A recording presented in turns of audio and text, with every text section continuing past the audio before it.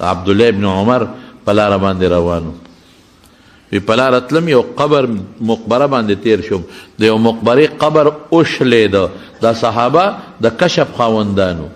دا د کرامت خاوندانو یو قبر وشلېده او یو سړی ته بار راووته او ما سره په لاس کې یو وړه مشکیزه وه د اوبو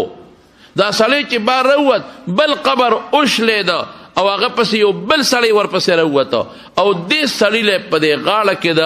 اور قیزا چولې ده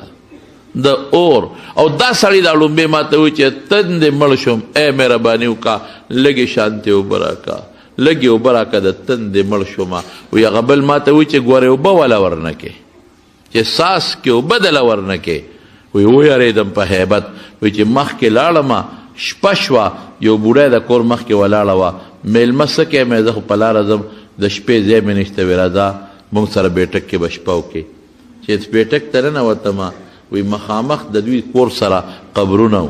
د یو قبر نه اواز مې واورېده بول البول وما البول البول وما البول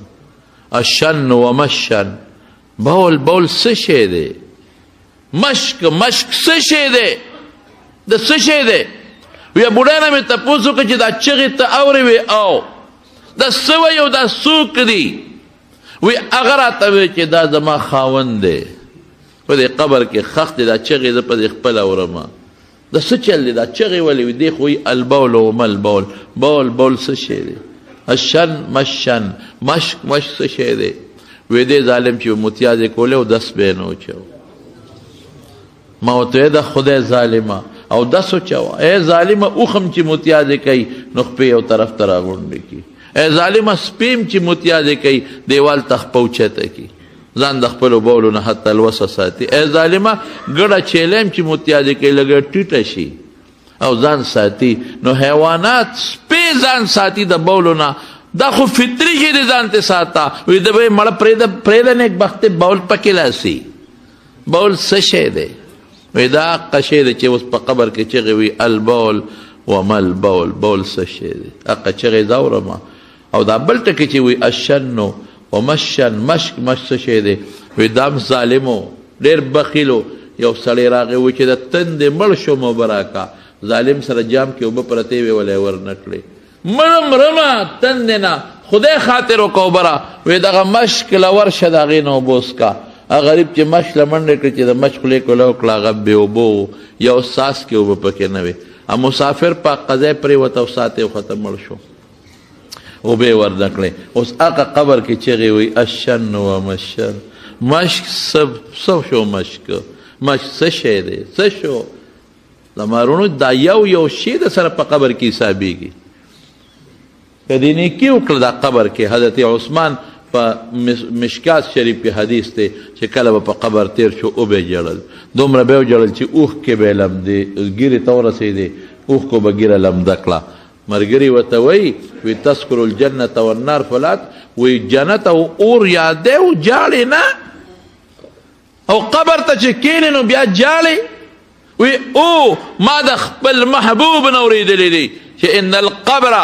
اول منزل من منازل الاخره دا د اخرت په منزلونو کې لومبی منزل دی که یو سړی دې کې بچ شو وروستو د دې نه اسانه ده او که دلته ګیر شو وروستو د دې نه سخته ده بیا دوه څیزونو باندې د مارونو رسول الله مبارک فرمایي د قبر عذاب دی ښه په څو څیزونو په دوو په لاره تېرېده نبي علیه السلام په دوو قبرونو ورتېر شو وانهما لیعذبان دې دواړو ته په دې قبرونو کې عذاب میلاویږي وما یعذبان فی کبیر څه ډېر لوی څیز کې عذاب نه میلاویږي معمولي کار و دوی ته ځان ساتلی شو ډېره لویه خبره نه وه چې دوی ته ځان نشو ساتلی هر چې دا یو دی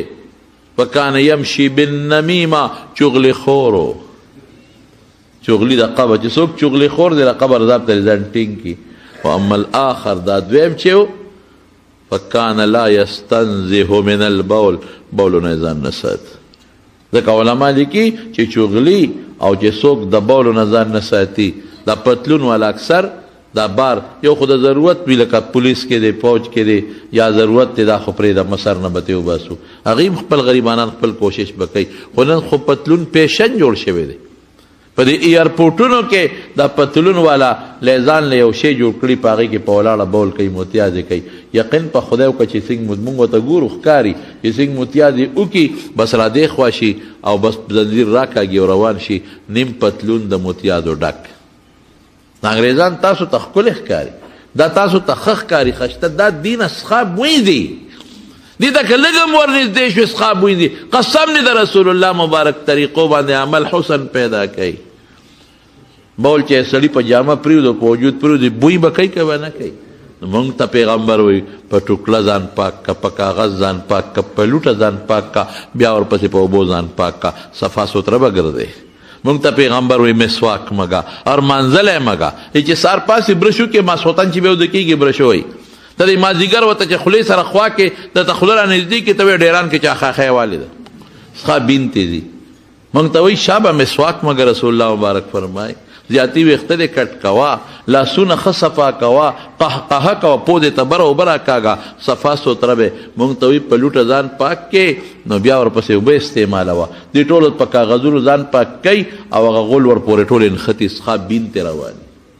د ګنده خلک دی څخه شکل ته مه ګوره شکل ته هم که لږ ورنږدې شوې نو دا سرمنې دومره بدرنګه ده چې د حد نه وتې. حسن ډول خشتوالی او خوشبو والی زما قسم په الله د رسول الله مبارک د سنتو په تابعدارۍ کې ده. دا حسن نشته دا نو چې د دوی څه کوي نو دا د قبر عذاب چغلی باندې د قبر عذاب ملاویږي. قبر کې دننه خطرناک شی دی دا د چغلی په برکت چې څوک چغلي خور دی او څوک د بولو نه ځان نه ساتي هلته قبر کې به دواړو ته عذاب ملاویږي. او چغلي ډېر خطرناک شی دی ښه زما وروڼو انتهایی خطرناک شی دی. د چغلي خور په سبب که مرګ وشو د قاتل چې څومره ګناه کیږي دومره ګناه ورسره د دې چغلي خور هم وشو دومره ګناه د دې چغلي خور هم ورسره وشوه. زه په دغه کې وم په ریاض کې یو عربي سره ناست وم نو هغه ګپ شپ لګو درې څلور عربو پکې ما سره یو بل ملګری مو نو ما ته وی شیخ څو ښځې دي مې یوه او داسې ټوقې را پورې شروع کړې یو بل د ده یوه ښځه بل وی واحده یوه ښځه بل ته وی واحده یوه ښځه یا خدای څه ګناه مې څه کړې ده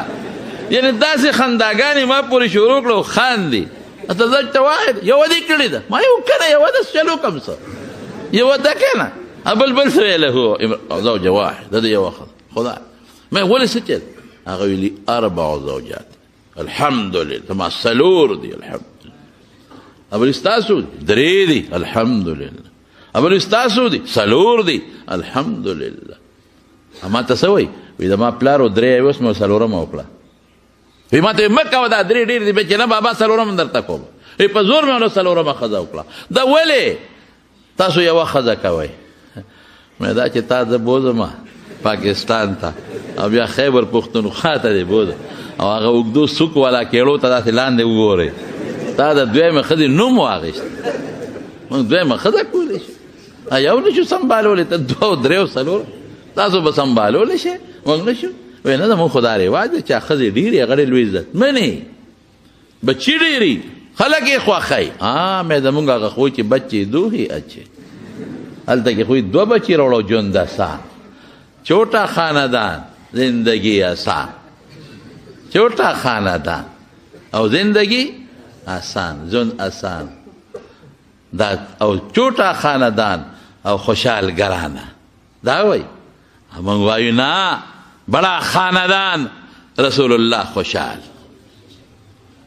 زیات بچی راوړه چې پیغمبر خوشحاله شي رسول الله مبارک پې راوړه او ډوډۍ به څوک ورکوي وایه که نه الله به ورکوي. مخکې ستا دا اوس چې څومره په منډو کې او په لارو کوڅو کې سبزی او دا دغه خرڅېږي دا خوراکونه او دا میوې وی پخوا ده وایه که نه هلکه جوار به څونه کېدل رسول الله جي صاحب څونه به کېدل من به جرب به څو کول 5 منه 2 منه داسې ده که نه اوس څو کوي هایبریډ 6 منه د پله نه داسې وه غنم به څونه کېدل زاړه زمیندار دي که نه 4 منه 5 منه به جرب کول او 6 کوي او جوار به یو فصل به جوارو ابم ټول گنجان به و لکه زموږ د هغه مخکني وزیر اعظم د سر په شان ډېر مې بدي شي ډېر مې بدي شي. ولې د ختم نبوت خلاف ظالم قانون پاس کړی. ګنجیان به ټول به ګنجه ونجي به ګنجه ونجي. هغه اوس ورشه یو وږي په دغه خبره چې د بشیر جان د خپې عمره دی. یو وږي غټ وږي. دا ټول خدای مخلوق الله پیدا کړی نه دی، خېټه کې دی پروت دی. دی لا دنیا ته تشریف نه دی راوړی، خېټه کې پروت دی. او فرشته الله نه تپوس کوي مر رزق څونه روزي ولو لیکم. تلا تشریف دنیا ته تا نه دی راوړی، خدای مخکې روزي دله لیکلی ده. مړه دا کبان و دا اوس چې دا څومره په کوڅو کې درپسې ګرځي. دا لابړو دلته کې دا درېو لختو ته او د جندي ته او سین ته سار نه ماښام پورې لامده خوشته به رالو پاو کبان به م نیولي وو، اب هم ټول دله شو ډک وو. او چې مخلوق خدای زیات که په دې لارو کوڅو کې پسې میان ګرځي، تازه میان، خدای مو بخښه، تازه میان، بېله شو میان. داسې ګوره چرګان کوم ځای